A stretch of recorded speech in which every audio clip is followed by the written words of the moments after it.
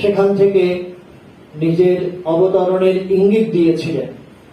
তো সেই শ্রীহরি কিভাবে বিশ্ব ব্রহ্মাণ্ডে পরিব্যাপ্ত হয়ে আছেন এবং বিশেষ করে শ্রীরামকৃষ্ণ মননালোকে ঈশ্বর ভিন্ন নিরীশ্বর কোনো কিছুরই স্থান নেই, এ আমরা খুব ভালো করেই তার জীবনী থেকে জানতে পারি, বুঝতে পারি।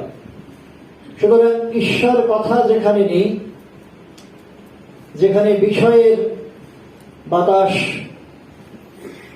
জর্জরিত করে ভক্তের অন্তরকে, সেখান থেকে ভগবান শতহস্ত দূরে।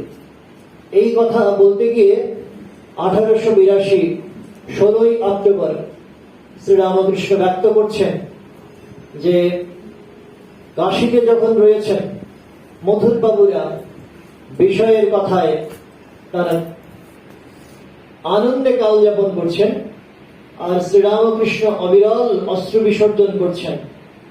মা কোথায় আনলে? আমি যে রাসমণির মন্দিরে খুব ভালো ছিলাম, তীর্থ করতে এসেও সেই কামিনী কাঞ্চনের কথা, কিন্তু সেখানে তো বিষয়ের কথা শুনতে হয়নি। এই দিনটিতেই নরেন্দ্রের মুখে শ্রীহরি মহিমার কীর্তন শুনে আনন্দে উদ্বেলিত হয়েছেন শ্রীরামকৃষ্ণ।